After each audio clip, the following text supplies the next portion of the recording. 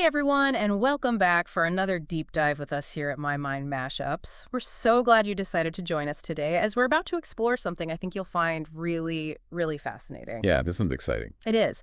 We're going to be talking about the science behind ASMR and, well, what people often call healing frequencies. hmm We've been digging through tons of research and studies, and our goal is to really unpack how sound, just sound, can have such a profound impact on our minds and overall well-being.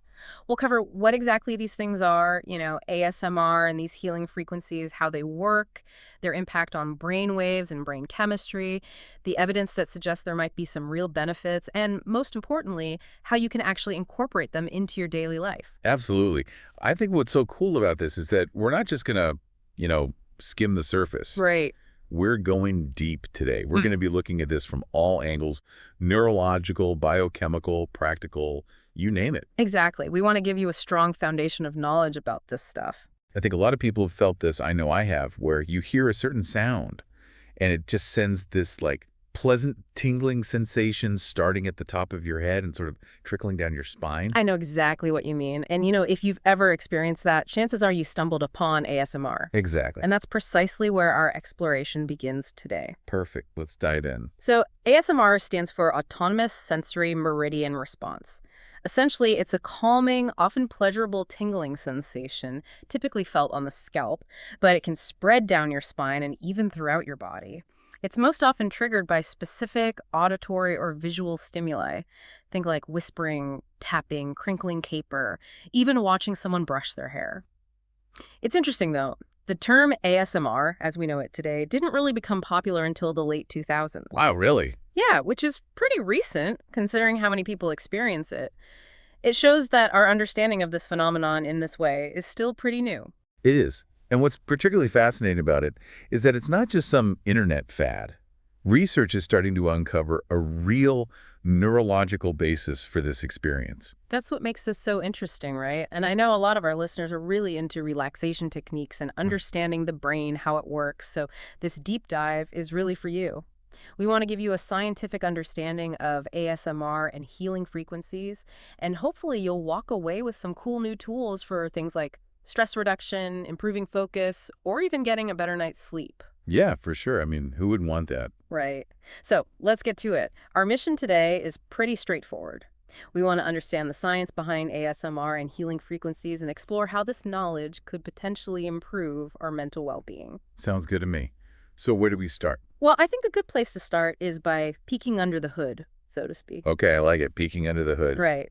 Let's look at the neurological foundation of ASMR. What's going on in the brain when someone experiences those telltale tingles? Right. Let's get into that. So it turns out ASMR actually activates several key regions in the brain. Think of them as like control centers for different functions. One of those is the nucleus accumbens. Ah, the pleasure center. Exactly. The pleasure center, the reward system. This is the part of the brain that makes us feel good when we do things we enjoy. Then there's the medial prefrontal cortex. Now, this area is linked to emotional bonding and, get this, self-referential thought. It's like the part of our brain that's always thinking about ourselves, our experiences, our place in the world. And finally, we have the insula, which plays a big role in our emotional processing and our awareness of bodily sensations. Now, here's what's really interesting. fMRI studies, which, by the way, stands for functional magnetic resonance imaging, it's a way for us to see what parts of the brain are active. These fMRI studies have shown that there's a lot more activity in all three of these areas when someone is experiencing ASMR. Wow, so it's like all these different parts of the brain are working together to create this unique experience. Exactly. So it's not just some subjective feeling. There's a real measurable neurological basis for this. Makes sense. Yeah. And I think to really understand how this works, we need to talk about brain waves, right?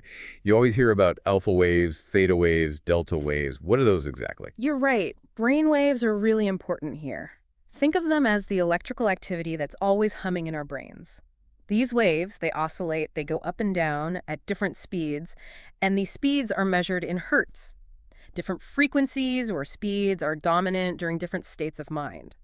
You know what's funny? Alpha waves were actually one of the first types of brain activity to ever be discovered using an EEG or an electroencephalogram. It was a German scientist named Hans Berger who first observed them back in the 1920s. No way. That's amazing. It is, right? So those alpha waves, they typically oscillate between 8 and 13 hertz. They're usually most prominent when we're relaxed but awake. Mm, Imagine like sitting in a comfy chair, eyes closed, just chilling. got it. Alpha waves are associated with stress reduction, even enhanced creativity. It's like your brain is in this relaxed but productive state. I like that. Relaxed but productive. Then we have theta waves. These are a bit slower. They range from 4 to 7 hertz. They tend to be more active when we're deeply meditating or in that light sleep phase, like right before you fall into a deep sleep. Right, that hazy state. Exactly.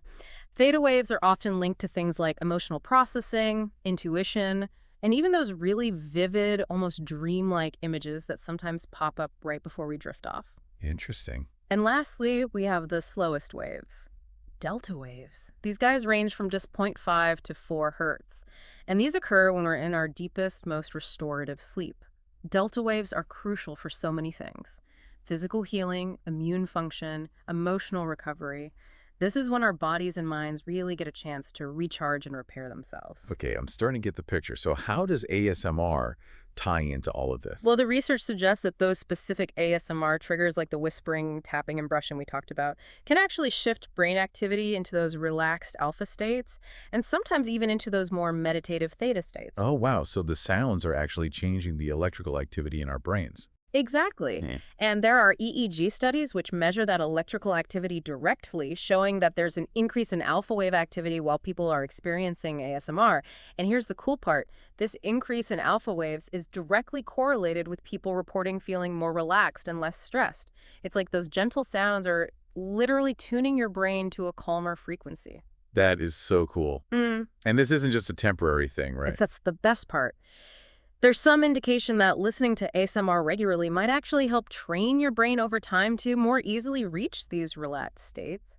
It's like you're giving your brain practice in relaxation. Like a mental workout, but for relaxation. I like that, mental workout for relaxation. So we've covered ASMR and how it affects our brainwaves, but there's another area of sound that people often talk about in relation to well-being: healing frequencies. And these are different from the specific triggers of ASMR. Okay, so what are they? In a nutshell, healing frequencies refer to particular sound tones thought to have some sort of positive effect on our well-being, both physically and mentally. Okay, and what about solfeggio frequencies? I've heard those mentioned a lot. Yeah, solfeggio frequencies are a set of ancient tones believed to have specific healing properties. There are a bunch of them, but one that gets a lot of attention is 528 hertz. It's often called the miracle tone because it's associated with a bunch of potential benefits, from reducing stress to improving cell health. And there's actually been some research into this. One study showed that listening to music tuned to 528 hertz actually led to lower levels of cortisol, which is our main stress hormone, and higher levels of oxytocin, sometimes called the love hormone, because it's involved in social bonding and feeling good. Okay, so there's actually some scientific backing for this particular frequency. For that one, yeah, there's a study that supports it, but for others, it's more anecdotal at this point.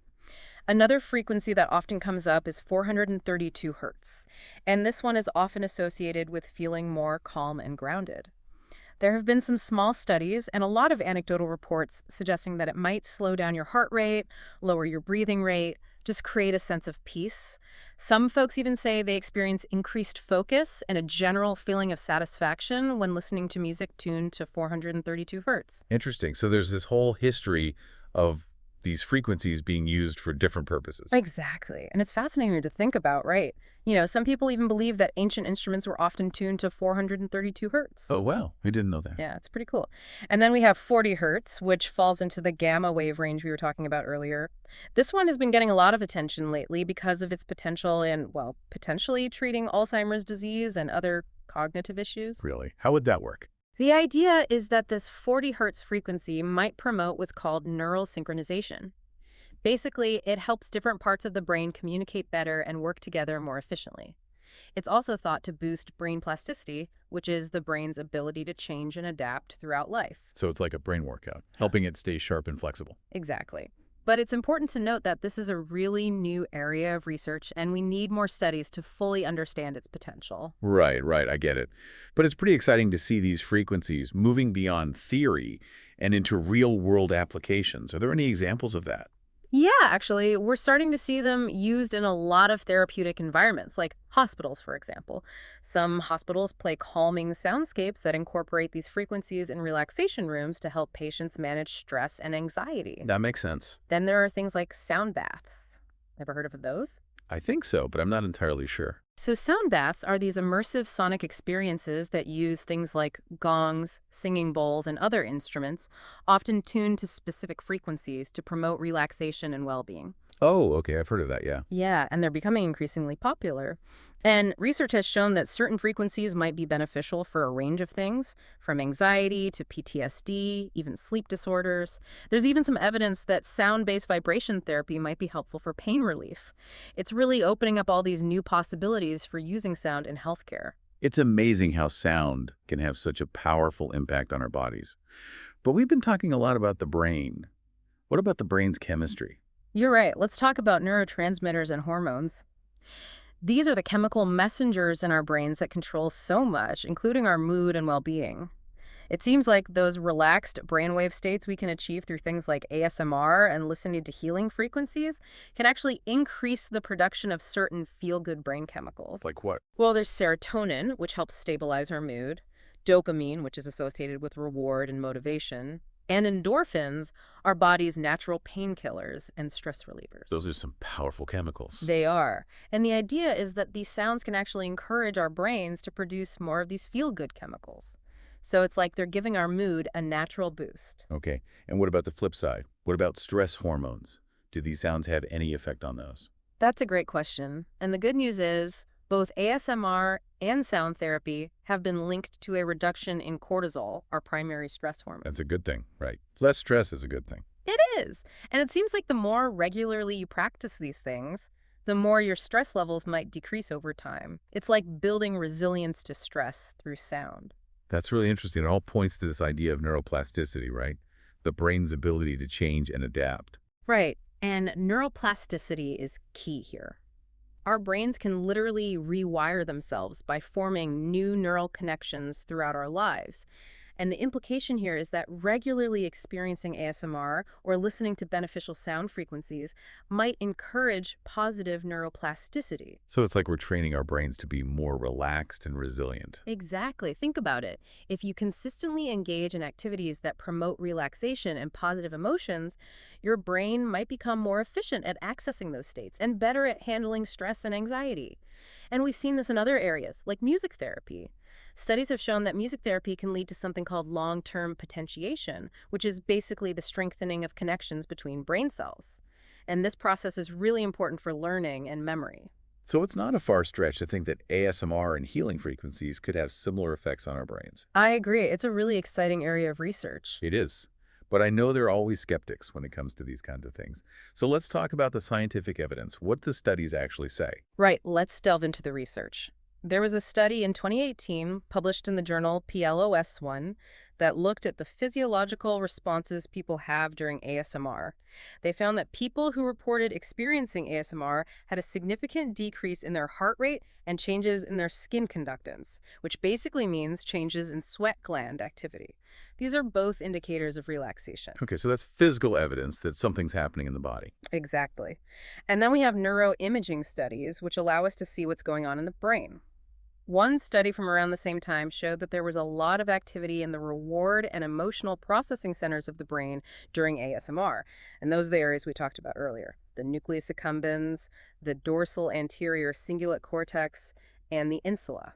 What's really cool is that the brain activity patterns they saw were similar to what happens when people experience chills from music, or even during moments of social bonding. Wow, so it's like there's a shared neurological basis for these pleasurable feelings, no matter what the source is. It seems that way, yeah.